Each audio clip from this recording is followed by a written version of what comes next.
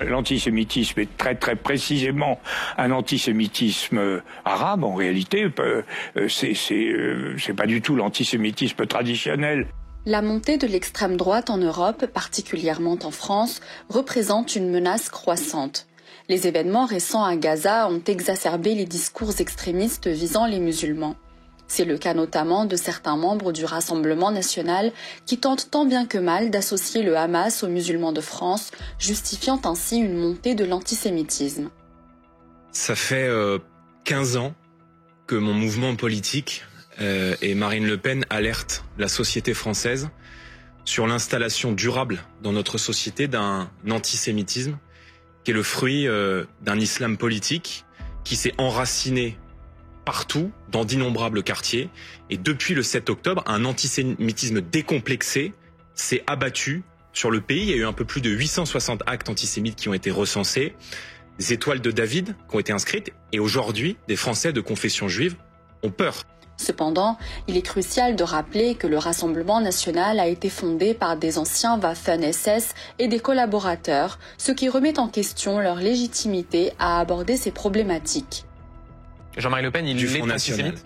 Et je ne crois pas, je ne sonde pas les cœurs et les reins, et je ne le crois pas. Ah, vous ne croyez pas que Jean-Marie Le Pen est antisémite ? Je ne le crois pas. Cette montée de l'extrême droite s'accompagne d'actes de plus en plus audacieux, tels que des ratonnades et des attaques contre les étrangers. Les médias jouent un rôle essentiel dans ce processus, relayant des extrémistes qui tentent de normaliser leurs idées dangereuses. À chaque acte antisémite, réel ou présumé, cette sphère raciste pointe du doigt les musulmans sans attendre les résultats des enquêtes, révélant ainsi un biais islamophobe. L'antisémitisme qui vient essentiellement d'une partie de la population musulmane. C'est pas le conflit israélo-palestinien qui génère l'antisémitisme et qui l'entretient en France. C'est l'islamisme. On n'a aucune idée de qui est derrière ces inscriptions sur les façades d'immeubles, mais ça traduit clairement une montée de l'antisémitisme en France. L'antisémitisme est très très précisément un antisémitisme arabe en réalité.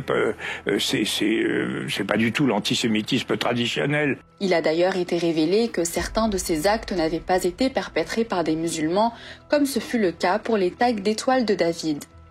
Certains avaient plutôt été commis par des extrémistes de droite ou dans d'autres cas, s'étaient avérés être purement inventés. Personne âgée de 47 ans avait indiqué avoir été victime le 8 novembre dernier, au soir à Sifour-les-Plages, d'une agression à caractère antisémite au cours de laquelle elle aurait été violentée.